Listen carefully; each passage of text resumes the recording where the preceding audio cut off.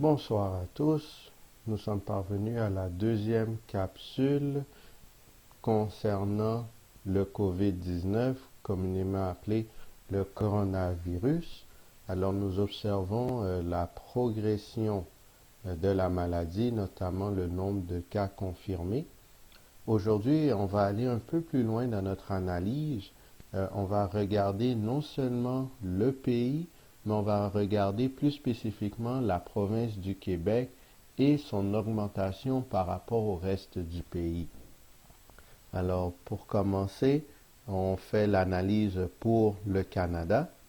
Voici les jours que nous avons, c'est du 24 mars au 31 mars. Alors, voici les nombres qui ont été tirés de tvanouvelle.ca. Alors, on voit que ça augmente quand même de manière considérable.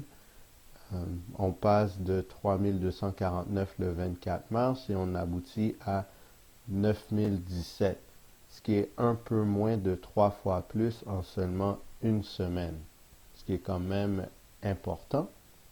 Cela étant dit, lorsqu'on voit les taux par rapport à la semaine dernière, on voit quand même qu'il y a une baisse parce que la moyenne des taux, on se rappelle des moyennes cumulatives, on était vers le 1,3, tandis que maintenant, cumulativement, on a baissé à 1,15 ou 1,16, ce qui est quand même une baisse considérable.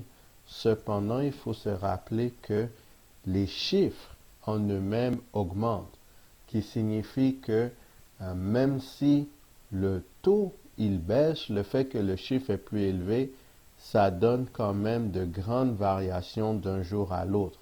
Par exemple, même si le taux était seulement à 1,0653, qui était le taux le plus bas, ça a quand même reflété par une variation de plus que 500 nouveaux cas pour cette journée-là.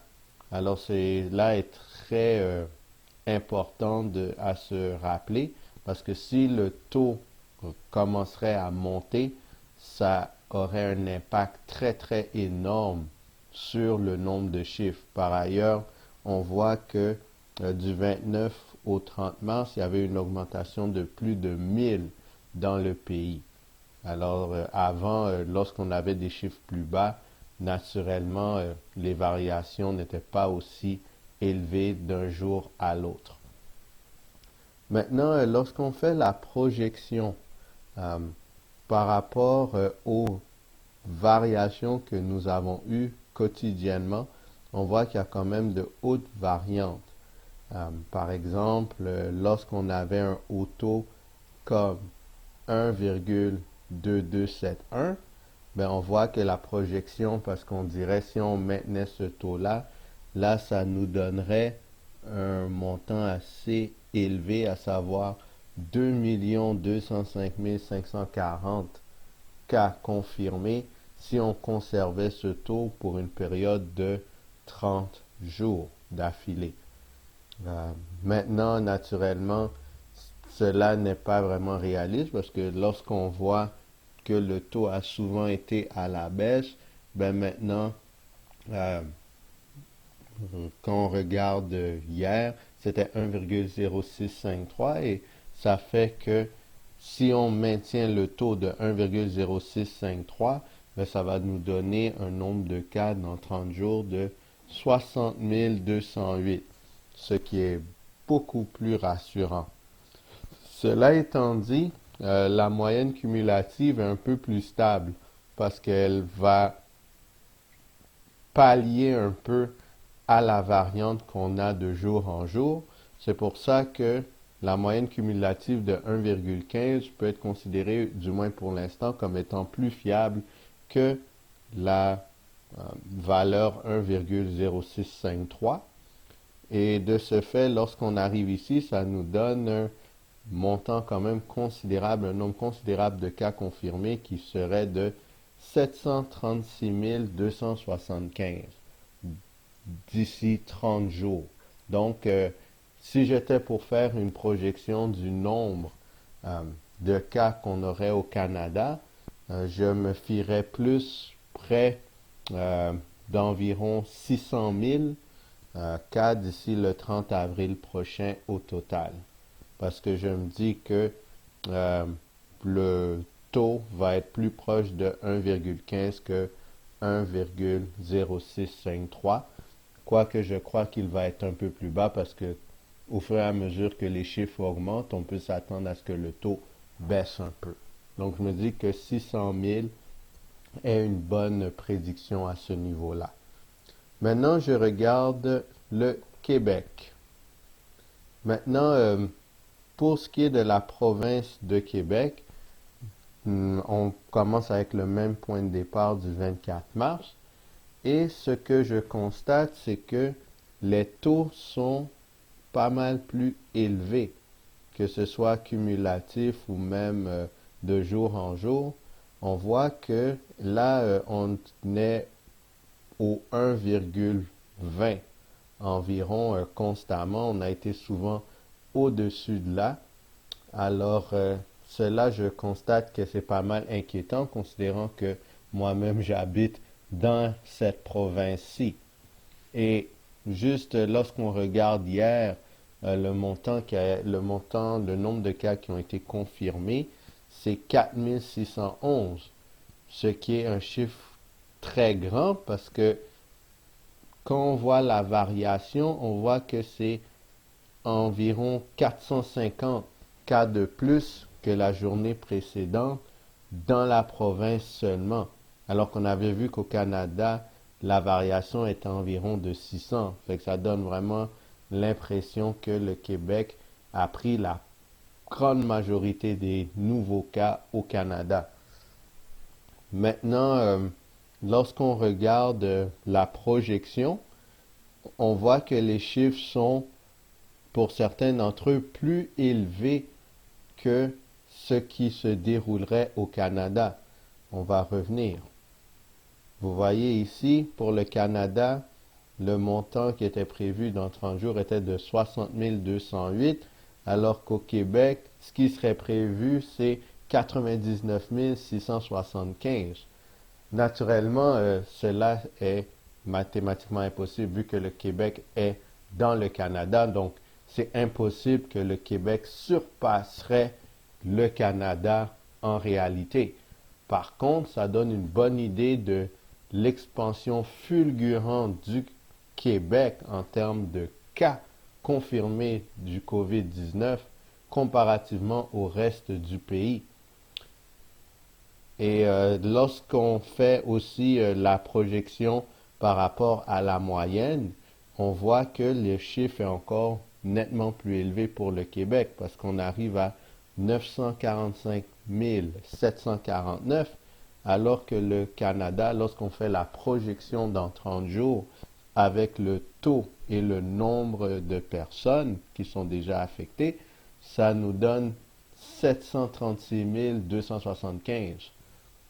Alors ça m'amène à aller à la troisième section, qui est la comparaison du Québec et du nombre de cas qui atteignent le Québec par rapport au reste du pays. La première étape, c'est d'aller voir, je suis allé consulter Statistique Québec pour avoir la population du Québec le 1er juillet 2019 et l'estimation était de 8 484 975. Et pour la même date, je suis allé voir quelle était la population du Canada dans StatScan et c'était 37 589 262. Ainsi, quand on regarde la population du Québec en termes de pourcentage de tout le Canada, c'est seulement 22,57%. Cependant, lorsqu'on voit pour les mêmes dates, le 24 mars au 31 mars, le nombre de cas du Québec par rapport au nombre de cas partout dans le pays, incluant le Québec, mais là on parle de tout le Canada.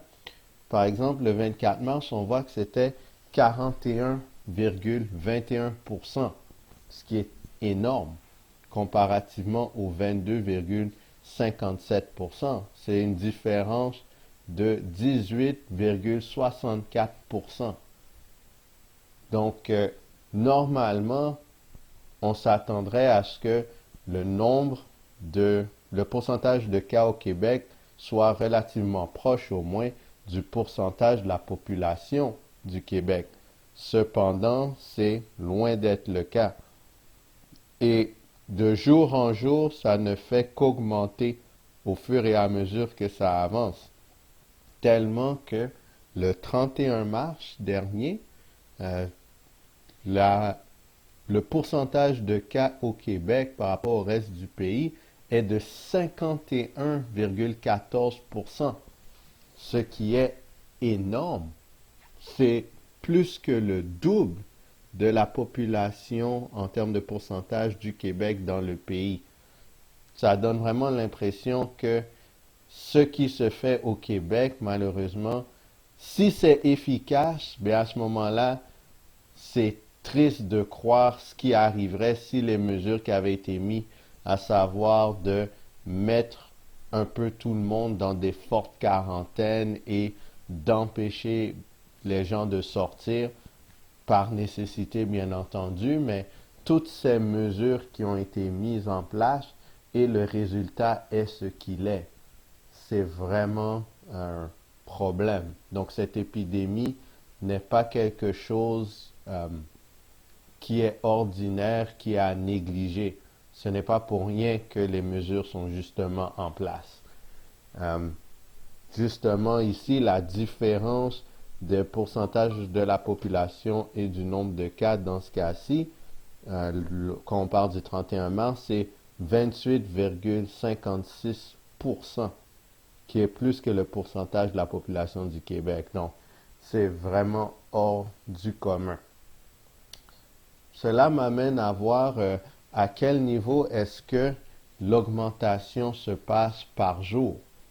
Donc, on voit ici, euh, la différence était de 18,64 et là, ensuite, ça a augmenté à 19,47. Donc, la différence est de 0,83%.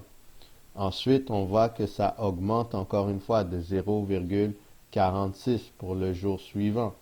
Ensuite, ça augmente de 1,67 pour le jour suivant. Ensuite, ça augmente de 0,69% par rapport au jour précédent. Ensuite, ça augmente de 2,20% par rapport au jour précédent. Ensuite, lorsqu'on arrive au 30 mars, on a une augmentation de 2,2% par rapport euh, au 28 mars.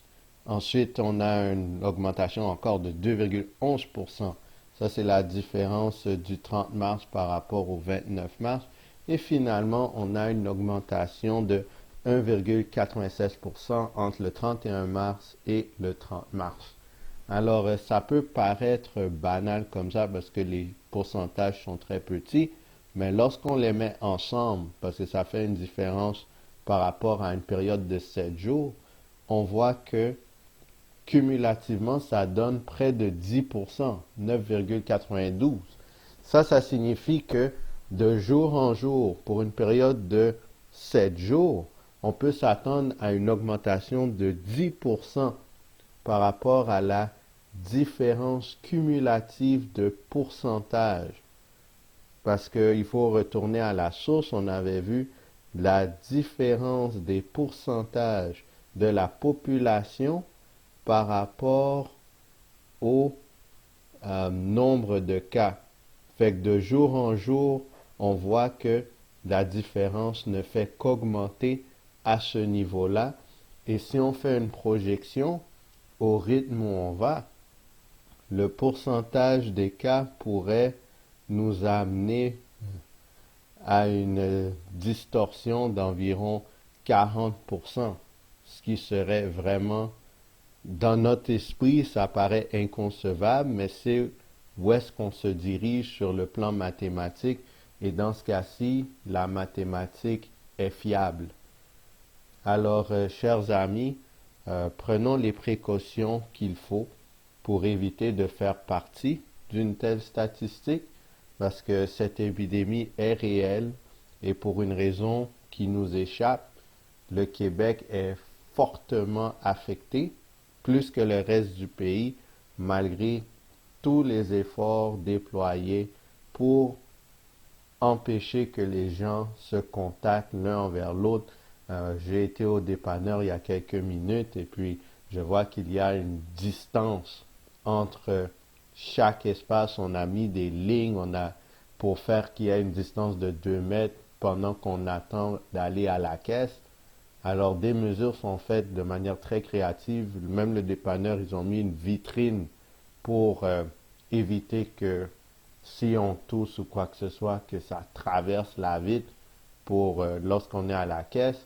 Alors il y a beaucoup de mesures qui se font à différents niveaux, mais ça n'empêche pas l'épidémie de progresser de manière très intense au pays, mais notamment dans la province. Alors, pour ceux qui euh, ont une croyance religieuse, je vous encourage fortement à prier. Et à ceux qui n'en ont pas, ben, je vous dirais de prier aussi, essentiellement. Vous n'avez rien à perdre à ce stade-ci. Et aussi, ben, prenez toutes les précautions qu'il faut. Restons chez nous dans la mesure du possible afin d'éviter de nous faire affecter par le COVID-19. Sur ce, que le Seigneur nous garde.